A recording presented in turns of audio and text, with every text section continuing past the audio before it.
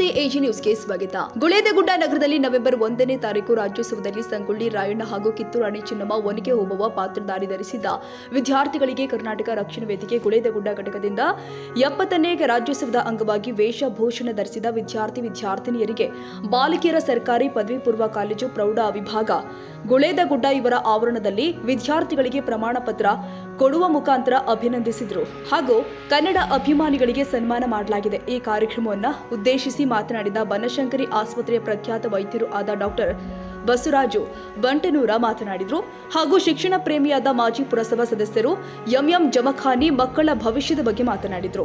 ಪ್ರಾಸ್ತಾವಿಕವಾಗಿ ಕರ್ನಾಟಕ ರಕ್ಷಣಾ ವೇದಿಕೆ ಅಧ್ಯಕ್ಷರು ಆಗಿರುವಂತಹ ರವಿ ಅಂಗಡಿ ಕೂಡ ಮಾತನಾಡಿದರು. ಕನ್ನಡ ಒಂದು ಟೀಚರ್ಗೆ ಆಗಲಿ ಕನ್ನಡ ಕಲಿತಕ್ಕಂಥ ವಿದ್ಯಾರ್ಥಿಗಳು ಬಹಳ ಮನಸ್ತಾಪ ಆಗಿಬಿಡ್ತದೆ. ಅದಕ್ಕೆ ನಾನು ಈ ಒಂದು ವೇದಿಕೆಯ ಮುಖಾಂತರ ಸರ್ಕಾರಕ್ಕೆ ಒತ್ತಾಯ ಮಾಡ್ತಾ ಇದ್ದೀನಿ, ದಯವಿಟ್ಟು ಇನ್ನೂ ಮಕ್ಕಳನ್ನು ಕೂಡ್ಸೋಕೆ ಕೆಲವೊಂದು ಕಾರ್ಯಕ್ರಮಗಳು ಮಾಡ್ರಿ, ಬೇಡನ್ನಲ್ಲ.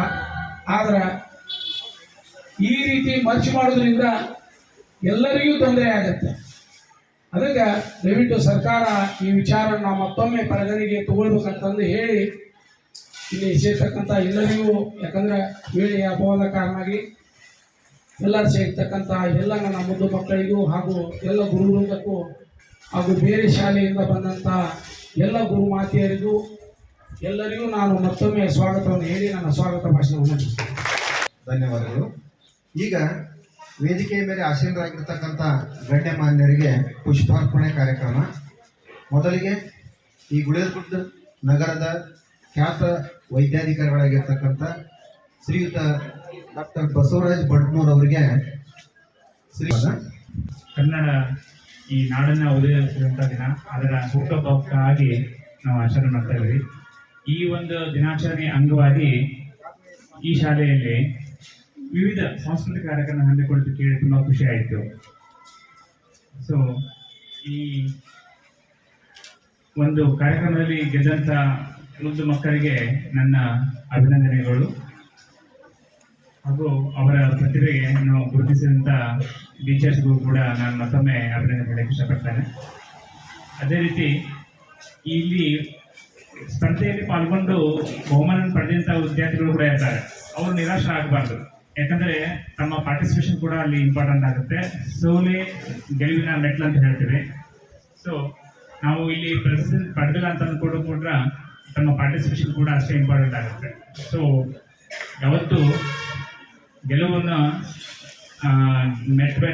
ಮೊದಲ ಸೋಲೆ ಗೆಲುವಿನ ಮೊದಲ ಮೆಟ್ಲು ಅಂತ ಹೇಳ್ತಾರೆ. ಅದಕ್ಕೆ ನಿರಾಶೆ ಆಗಬಾರ್ದು. ನಮ್ಮ ಇಂದಿನ ವಿದ್ಯಾರ್ಥಿಗಳೇ ಮುಂದಿನ ನಮ್ಮ ಸ್ವತ್ತು. ಅಂದರೆ ಈ ಎಜುಕೇಷನ್ ಸಿಸ್ಟಮ್ ಬಗ್ಗೆ ಒಂದು ಸಣ್ಣ ಕಥೆಯನ್ನು ಹೇಳಲಿಕ್ಕೆ, ಹೇಗೆ ನಮ್ಮ ಎಜುಕೇಷನ್ ಸಿಸ್ಟಮು ನಮ್ಮ ಮಕ್ಕಳ ಮೇಲೆ, ನಮ್ಮ ಮುಂದಿನ ಜನ್ರೇಷನ್ ಮೇಲೆ ಪರಿಣಾಮಕಾರಿ ಆಗುತ್ತೆ ಅಂತ ಹೇಳಲಿಕ್ಕೆ ಒಂದು ಇಲ್ಲಿ ಸಾಂದರ್ಭಿಕವಾಗಿ ಒಂದು ಸಣ್ಣ ಕಥೆಯನ್ನು ಹೇಳಕ್ಕೆ ಇಷ್ಟಪಡ್ತೇನೆ. ನಮ್ಮ ಕಲ್ಚರ್ ಅಂದರೆ ನಮ್ಮ ರಾಜ್ಯ ದೇಶ ಅದು ಹೇಗೆ ಗಟ್ಟಿಯಾಗಿ ನೆಲೆಗೊಳ್ಳುತ್ತೆ ಅನ್ನೋಕ್ಕೆ ಖರ್ಜಿಗೆ ಗುರುಗಳು ನಮಗೆಲ್ಲ ಗೊತ್ತಿರಬೇಕಲ್ಲ. ಅವರು ಒಂದ್ಸತಿ ಪಾಠ ಮಾಡಲಿಕ್ಕೆ ಜಪಾನ್ ಗುರುರಾಜ್ ಬೆಸ್ಟ್. ಈ ಸಂದರ್ಭದಲ್ಲಿ ಶಾಲಾ ಶಿಕ್ಷಕರು ಆದ ಎಂಪಿ ಮಾಗಿ ಪ್ರಾಚಾರ್ಯರು ಹಾಗೂ ಶ್ರೀನಿವಾಸ್ ಇನಾನಿ, ವಿಶ್ವವಾಣಿ ಪತ್ರಕರ್ತರು ಆದ ಹುಚ್ಚೇಶ್ ಯಂಡಿಕೇರಿ, ಸೋಮಶೇಖರ್ ಚವಳಗಿ, ಮಹಂತೇಶ್ ಹಿರೇಮಠ, ರಶೀದ್ ರಾಯಚೂರ, ಸೋಮಶೇಖರ್ ಕಲಬುರ್ಗಿ, ಅಖ್ತರ್ ಹುಸೇನ್ ಅಪಗಾನ್, ಸರ್ಕಾರಿ ಹಿರಿಯ ಪ್ರಾಥಮಿಕ ಶಾಲೆ ನಂಬರ್ 5 ಒಪ್ಪತೇಶ್ವರ ಸ್ವಾಮಿಗಳ ಕನ್ನಡ ಹಿರಿಯ ಪ್ರಾಥಮಿಕ ಶಾಲೆ KBS ನಂಬರ್ 1 ಹಾಗೂ ಇನ್ನೂ ಅನೇಕ ಶಾಲೆಯ ಶಿಕ್ಷಕರು ಉಪಸ್ಥಿತರಿದ್ದರು. ಕನ್ನಡಿಗರ ಮೆಚ್ಚಿನ ನಿಮ್ಮ AJ 24/7 ನ್ಯೂಸ್ ಕನ್ನಡ ವಾಹಿನಿ ಇದೀಗ ಟಿವಿಯಲ್ಲಿ ಲಭ್ಯ. ವೇಳೆ ನೋಟಿಸ್ ಕೊಟ್ಟಿದ್ರೆ ವಾಪಸ್ ತಗೋತೀವಿ. ಇವತ್ತು ವಕ್ಫ್ ಪ್ರಾಪರ್ಟಿ ಅಂತೇಳಿ ಬರ್ತದೆ ಅಂತ ಹೇಳಿದ್ರೆ ರೈತರು ಬೀದಿಗೆ ಬಂದ್ರೆ ಏನ್ ಮಾಡ್ಬೇಕಾಗತ್ತೆ? ಯಾರು ವೋಟ್ ಹಾಕಿಲ್ಲ ಅಂದ್ರೆ ಗ್ಯಾರಂಟಿನೆಲ್ಲ ಸ್ಟಾಪ್ ಮಾಡ್ಬಿಡ್ತೀವಿ.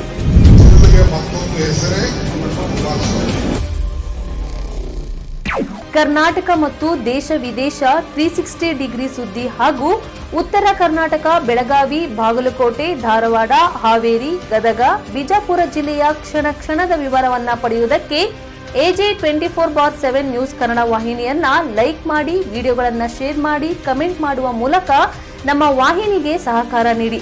ಮತ್ತು ಚಾನೆಲ್ ಅನ್ನ ಸಬ್ಸ್ಕ್ರೈಬ್ ಮಾಡಿ. ಧನ್ಯವಾದಗಳು.